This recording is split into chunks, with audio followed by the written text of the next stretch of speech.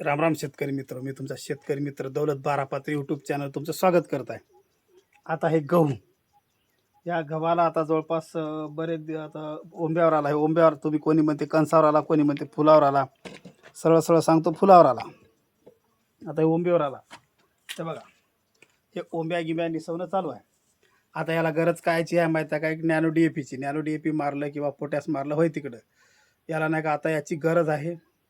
आणि ह्याची गरज असल्यामुळे याची गरज भागवण्यासाठी जे खताचा ताण पडतो तो गरज भागवण्यासाठी आता हे DAP वगैरे मारणं गरजेचं आहे.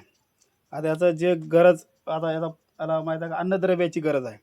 म्हणून हे DAPची लास्टची एक फवारणी मारायची, जेणेकरून तुमचे दाणे भरले पाहिजे, पूर्ण त्या दाण्यामध्ये परिपक्वता आली पाहिजे, तुमचे जे ओंब्या वगैरे आहे ते व्यवस्थितशीर भरल्या पाहिजे आणि तुमच्या याच्यामध्ये उत्पादन तुम्हाला जास्त आलं पाहिजे. त्यासाठी नॅनो DAP फार महत्त्वाचा आहे. आता कोणी पोटॅश मारते, कोणी काहीतरी मारते दाणे भरण्यासाठी. पोटॅश एक ठीक आहे, पण नॅनो DAPची तितकीच गरज आहे. आपण DAP टाकत नाही, सुरुवातीला काहीतरी DAP वगैरे टाकतो, पण पुन्हा टाकणं होत नाही किंवा टाकत नाहीत. ज्या पद्धतीने करतात, आता 200-300 रुपयाचा नॅनो DAP मारायला काही हरकत नाही. हे बघा, याच्यामध्ये तुम्हाला सांगतो त्याचा फायदा उपयोग कसं.